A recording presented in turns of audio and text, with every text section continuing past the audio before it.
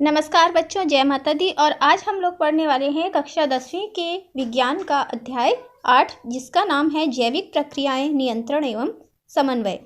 इस अध्याय से संबंधित कुछ बिंदुओं पर हम पिछले वीडियो में भी चर्चा कर चुके हैं, जिसमें से हमने न्यूरॉन्स यानी तंत्रिका कोशिका की रचना को देख लिया था। ठीक है, अब हम लोग पढ़ने वाले हैं मनुष्य के तंत्रिका तंत्र के बारे में। मानव का जो तंत्रिका तंत्र होता है वो 3 भागों में विभक्त होता है। सबसे पहला होता है सेंट्रल नर्व सिस्टम। ठीक है, जो सेंट्रल नर्व सिस्टम होता है उसको हम शॉर्ट में CNS भी कहते हैं, सेंट्रल नर्व सिस्टम। CNS यानी केंद्रीय तंत्रिका तंत्र। आप ऊपर स्क्रीन पर केंद्रीय तंत्रिका तंत्र की परिभाषा देख सकते हैं।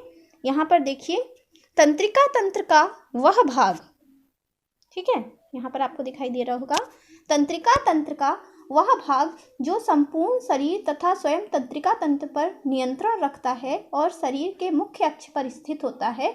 यह 2 अंगों ब्रेन तथा स्पाइनल कॉर्ड का बना हुआ होता है। ठीक है, तो ये जो है सेंट्रल नर्व सिस्टम यानी केंद्रीय तंत्रिका तंत्र को परिभाषित इस तरीके से किया जाता है। ठीक है, ब्रेन यानी दिमाग और स्पाइनल कॉर्ड यानी हमारा मेरुरज्जु सेंट्रल नर्व सिस्टम के यानी केंद्रीय तंत्रिका तंत्र के 2 मुख्य घटक होते हैं। आप चित्र में देख रहे होंगे, जो येलो कलर का भाग आपको दिख रहा है चित्र में, है ना, मतलब मस्तिष्क, और उससे जुड़ी हुई एक येलो कलर की धारीदार रचना जो रीढ़ की हड्डी के निचले भाग तक फैली हुई है, वो जो है पूरा मिलाकर हमारा सेंट्रल नर्व सिस्टम बनता है। ठीक है, उसके बाद में जो दूसरा भाग होता है हम मनुष्य के तंत्रिका तंत्र का, वो होता है परिधीय तंत्रिका तंत्र, जिसे हम पेरिफेरल नर्व सिस्टम भी कहते हैं। इसको हम शॉर्ट में PNS लिखते हैं।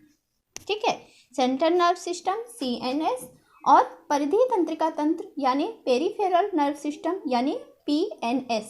आप पेरिफेरल नर्व सिस्टम की परिभाषा को स्क्रीन पर देख सकते हैं। केंद्रीय तंत्रिका तंत्र से बहुत सारी तंत्रिकाएं निकलकर पूरे शरीर में फैली हुई होती हैं। इन सभी तंत्रिकाओं को मिलाकर परिधीय तंत्रिका तंत्र कहते हैं। मस्तिष्क से निकलने वाली तंत्रिकाओं को कपाल तंत्रिका तथा जो तंत्रिकाएं मेरुरज्जु से निकलती हैं उनको मेरुरज्जु तंत्रिका कहते हैं। ठीक है, तो इस तरीके से परिधीय तंत्रिका तंत्र आपको चित्र में दिखाई दे रहा होगा। यहाँ देखिए एक चित्र है, उस चित्र में आपको जो ब्लू कलर की पतली पतली लाइनें पूरे शरीर में फैली हुई दिखाई दे रही हैं, वो असल में क्या है, हमारा परिधीय तंत्रिका तंत्र है, जो कि मस्तिष्क से निकलने वाली तंत्रिकाओं और मेरुरज्जु से निकलने वाली तंत्रिकाओं से मिलकर बना हुआ है। ठीक है, इसके पश्चात जो मनुष्य के शरीर में तंत्रिका तंत्र का तीसरा भाग होता है वो होता है स्वायत्त तंत्रिका तंत्र, या जिसको हम स्वाधीन तंत्रिका तंत्र भी कहते हैं, या इसको हम ऑटोनॉमिक नर्व सिस्टम भी कहते हैं। इसको हम शॉर्ट में ANS लिखते हैं, autonomic nerve system. Autonomic nerve system की परिभाषा आपको यहाँ स्क्रीन पर दिखाई दे रही होगी। यह विशिष्ट तंत्रिकाओं का बना तंत्रिका तंत्र का वह भाग है जिस पर मस्तिष्क और मेरुरज्जु का नियंत्रण नहीं के बराबर रहता है। यह 2 भागों अनुकंपी और परानुकंपी तंत्रों का बना हुआ होता है। क्या चीज़ अनुकंपी और परानुकंपी तंत्रिकाओं का बना हुआ होता है? जो हमारा ऑटोनॉमिक नर्व सिस्टम होता है यानी कि स्वायत्त तंत्रिका तंत्र, वो अनुकंपी और परानुकंपी तंत्रिकाओं का बना हुआ होता है। तो यहाँ पर आपने परिभाषा को देख लिया। उसके पश्चात हम देखते हैं तंत्रिका तंत्र के जो अंग हैं। ठीक है, हम लोग जानते हैं तंत्रिका तंत्र के 3 मुख्य अंग हैं। कौन कौन से हैं? मस्तिष्क, मेरुरज्जु और तंत्रिका कोशिकाएं। तंत्रिका कोशिकाओं के बारे में हम पिछले वीडियो में पढ़ चुके हैं। आज हम लोग पढ़ने वाले हैं मस्तिष्क के बारे में। चित्र में आप लोग देख सकते हैं मस्तिष्क और उसके विभिन्न भाग। मस्तिष्क पूरे शरीर और स्वयं तंत्रिका तंत्र का नियंत्रण कक्ष है, जो मनुष्य का संभवतः सबसे अधिक विशेषीकृत अंग है। यह स्कल और मस्तिष्क बॉक्स, जिसे हम क्रेनियम के नाम से भी जानते हैं, उसके अंदर सुरक्षित रहता है। जो हमारी खोपड़ी जिसको बोलते हैं, जो अस्थियों का बना हुआ होता है, उसके अंदर अस्थियों का बना हुआ एक बॉक्स होता है जिसको हम क्रेनियम बॉक्स के नाम से जानते हैं। उसके अंदर जो है मस्तिष्क होता है। इसका औसत वजन 1400 ग्राम होता है। ठीक है, तो मस्तिष्क का जो औसत भार होता है वो कितना होता है? 1400 ग्राम होता है। इसके चारों ओर त्रिस्तरीय झिल्लियों का आवरण होता है। मस्तिष्क को सुरक्षित रखने के लिए मस्तिष्क के चारों ओर 3 स्तरीय झिल्ली का बना हुआ आवरण होता है। यहाँ पर आप उन झिल्लियों के नाम देख सकते हैं। पहला है ड्यूरामेटर, दूसरा है अरेक्लॉइड और तीसरा है पायामेटर। ये तीनों झिल्लियाँ जो है मस्तिष्क को घेरे हुए रहती हैं।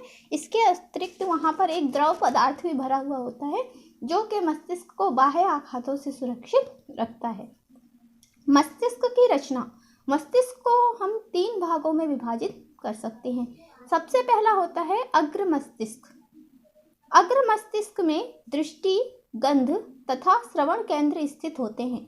अग्र मस्तिष्क के हाइपोथैलेमस भाग में जो अग्र मस्तिष्क का हाइपोथैलेमस भाग होता है, वहाँ पर पीयूष ग्रंथि या जिसको हम पिट्यूटरी ग्रंथि या मास्टर ग्रंथि भी कहते हैं, वह पाई जाती है। इससे शरीर को नियंत्रित करने वाले अधिकांश हार्मोन का स्रवण होता है।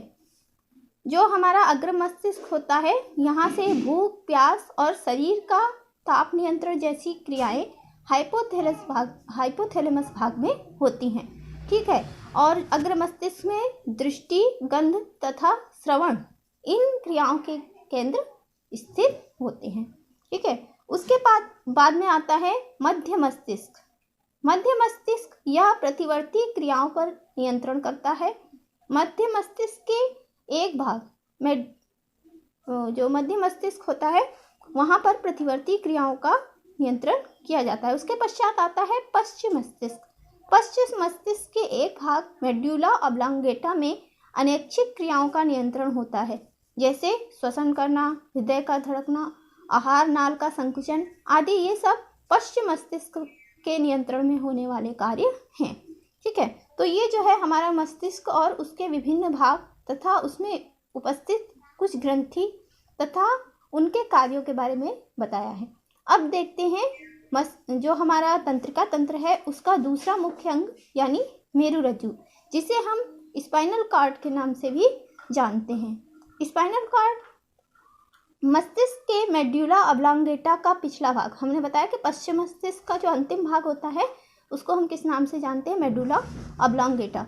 ये जो मेडुला ऑब्लांगेटा होती है, ये पीछे की ओर पतली होकर खोपड़ी के छिद्र है ना, जो हमारी अस्थियों की बनी हुई खोपड़ी होती है, उसमें एक छिद्र स्थित होता है जिसको हम लोग फोरामेन मैग्नम छिद्र के नाम से जानते हैं। उससे बाहर आ जाती है और क्रमशः पतली होती हुई कशेरुकाओं के बीच स्थित तंत्रिका नाल, जो कशेरुकाएं होती है, हमारा कशेरुक दंड होता है, उसके मध्य में एक तंत्रिका नाल होती है। तो जो मेडुला ऑब्लांगेटा होती है वो आगे की ओर पतली होती जाती है और जो खोपड़ी होती है उसमें स्थित फोरामेन मैग्नम छिद्र से बाहर निकल के पतले धागे के समान रचना बनाती हुई कशेरुकाओं के मध्य स्थित कशेरुक नाल में जो है अंदर की जो कशेरुकाओं के मध्य में स्थित तंत्रिका नाल होती है उसके अंदर चली जाती है और कशेरुक दंड के अंतिम सिरे तक एक पतली डोरी के रूप में फैली हुई होती है।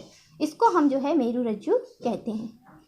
मेरुरज्जु यानी स्पाइनल कॉर्ड के क्या क्या कार्य होते हैं? तो मेरुरज्जु प्रतिवर्ती क्रियाओं का नियंत्रण एवं समन्वय करता है तथा मेरुरज्जु ही अनैच्छिक क्रियाओं पर भी नियंत्रण एवं समन्वय स्थापित करता है। ठीक है, तो आप बता सकते हैं कि मेरुरज्जु प्रतिवर्ती और अनैच्छिक क्रियाओं का नियंत्रण एवं समन्वय स्थापित करता है। इसके अतिरिक्त जो संवेग होते हैं उनको मस्तिष्क तक पहुंचाने में मेरुरज्जु सहायक होता है। ठीक है, फिर देखते हैं तंत्रिकीय आवेगों का संरक्षण। ठीक है, तंत्रिकीय आवेगों का संरक्षण यह है, इसका अर्थ यह है कि जब हम किसी वस्तु को छूते हैं तो हमारे मस्तिष्क को उसका एहसास कैसे होता है, या किसी प्रकार के उद्दीपन को हमारे मस्तिष्क तक तंत्रिका कोशिकाओं के द्वारा कैसे पहुंचाया जाता है।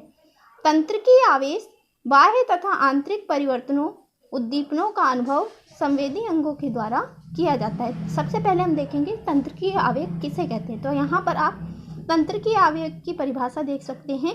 बाह्य तथा आंतरिक परिवर्तनों या उद्दीपनों का अनुभव संवेदी अंगों द्वारा किया जाता है।